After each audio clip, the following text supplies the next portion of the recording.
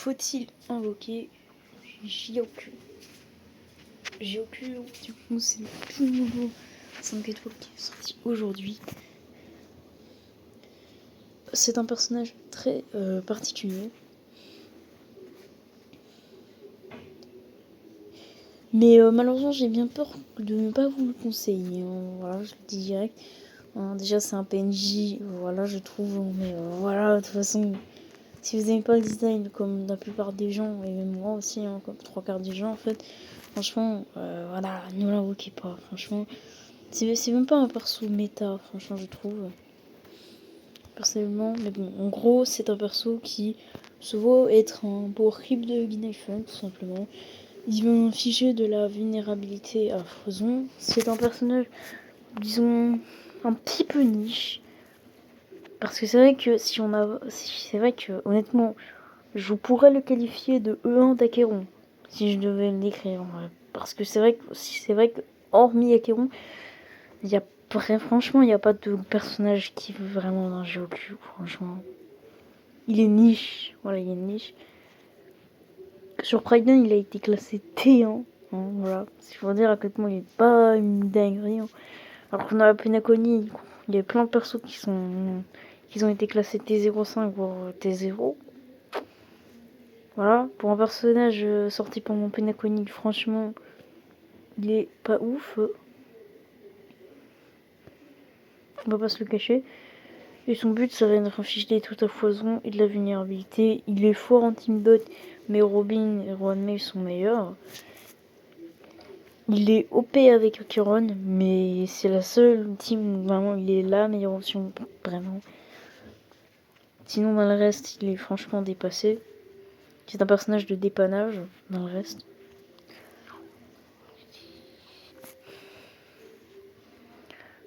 Honnêtement, voilà, c'est franchement... je vous recommande plus d'aller miser sur Sparkle si vous ne l'avez pas encore pull en 2.0. C'est un perso qui est vraiment bien meilleur que Jioku. Sur Pradion, il a été classé T05, c'est pour dire même. Les deux sont dans la même catégorie.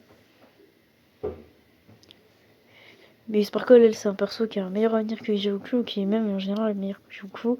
Même si Jioku, il est incroyable avec Acheron. Genre, Acheron, elle devient pas nul à chier si on n'a pas Jioku. Bon, ça reste un des meilleurs DPS du jeu, si ce n'est la meilleure en soi. Avec Firefly. Mais en l'occurrence, Jioku, c'est pas Rohan May en fait.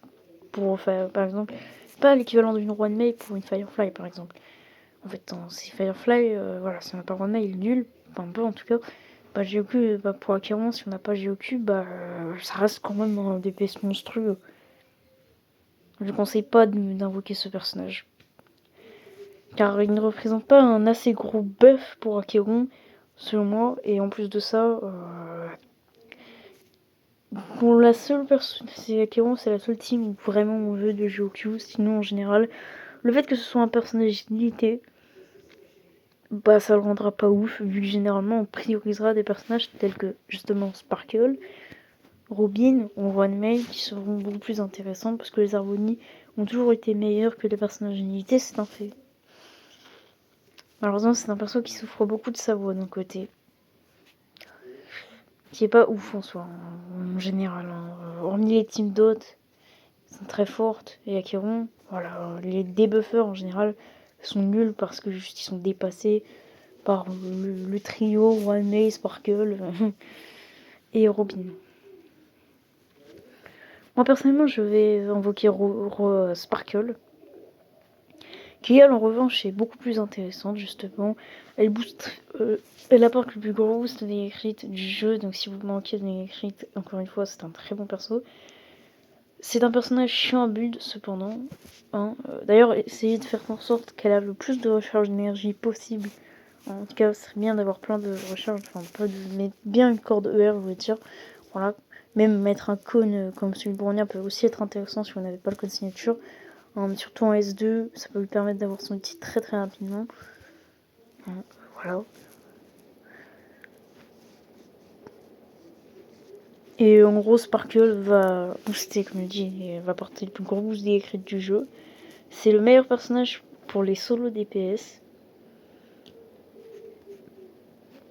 Elle peut aller dans à peu près tous les teams hyper carry en choix. Acheron ça passe. C'est très bien si vous de 11-0, c'est une dinguerie si vous avez la E2. C'est une dinguerie si vous la jouez en 0 cycle aussi. Hein, faut préciser, il n'y a pas que si vous avez vous jouez Acheron en 0 cycle, ce sera aussi bien en soi que si vous jouez Acheron en E2, sauf que là vous n'aurez pas la fleur supplémentaire. Quoi. Faut pas abuser, Acheron E2 reste meilleur que Acheron 0 cycle. Mais voilà. Donc déjà pour les teams Mono Quantum, c'est un personnage incroyable. Le problème c'est que les teams Mono Quantum, c'est le DPS qui pose problème. Hein. Le DPS c'est Tsele ou Kyukyu, enfin Kinke. Là, c'est des fossiles, voilà. Les persos là, c'est les premiers 5 stars limités du jeu. J'ai jamais vu un personnage autant pour creep de ma vie, c'est une dinguerie. Donc perso a dépassé dans tous les sens du terme. QQ, elle est quand même dépassée malheureusement. C'est comme si elle était très forte au début.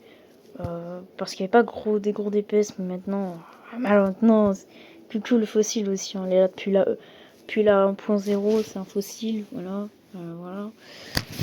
Donc, malheureusement, Sparkle là-dessus, c'est bon, les monoquantum, c'est pas forcément des teams méta. Hein. Sinon, vous pouvez aussi les jouer avec Jinvan par exemple, Argentine et compagnie, où la synergie sera extrêmement bonne. Vous pouvez aussi la jouer avec Daneng, c'est la team la plus méta de Sparkle, là où en tout cas elle aura plus de synergie. Et clairement avec Daneng, la team est... Là c'est là où Sparkle va détruire le jeu. Pour moi Sparkle peut-être qu'à l'heure actuelle elle n'est pas forcément à son prime et que Robin et Rona ils sont large au-dessus, mais elle reste déjà largement au-dessus de Kyukyu. Voilà, je dirais. Et c'est un perso qui je pense, qui aura un avenir. Voilà, c'est juste que Sparkle en fait c'est l'harmonie oubliée, mais je pense quand même que ils vont sortir par un moment, un jour, très rapidement, très prochainement, je pense, à un moment donné, un personnage pour les Team Hyper Carry ultra OP, encore plus OP que Daneng. Mais c'est juste qu'il faut laisser un peu de temps. Voilà. Aussi, Sparkle avance section de 50%, comme Brunia, mais Brunia c'est 100% par contre. Il fait pas du clean aussi.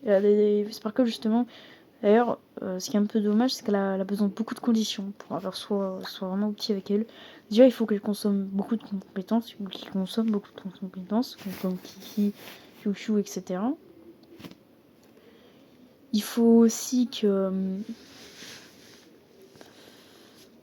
se joue dans des teams hyper carry, hein, voilà, qui vraiment ce soit le seul DPS, que ce soit un DPS ultra égoïste qui a besoin peut-être de beaucoup de compétences, un peu comme Daneng.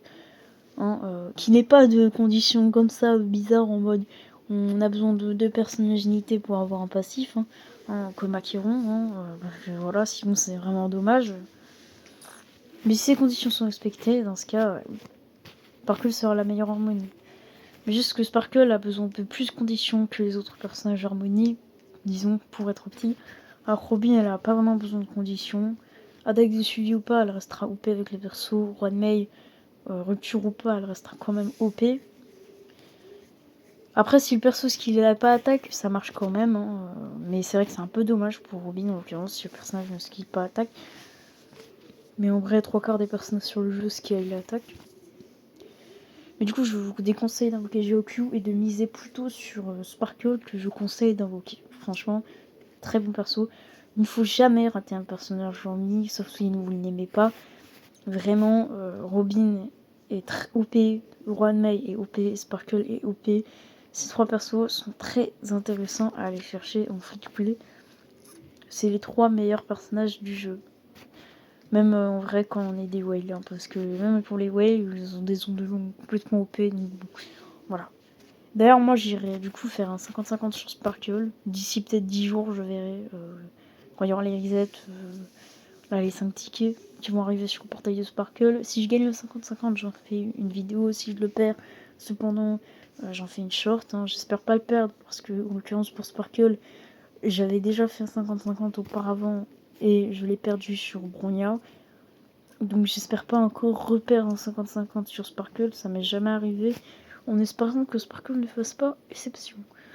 En tout cas, bonne invocation pour ceux qui comptent invoquer Jioku ou Sparkle, enfin Jiochu, le PNJ Sparkle, et ciao.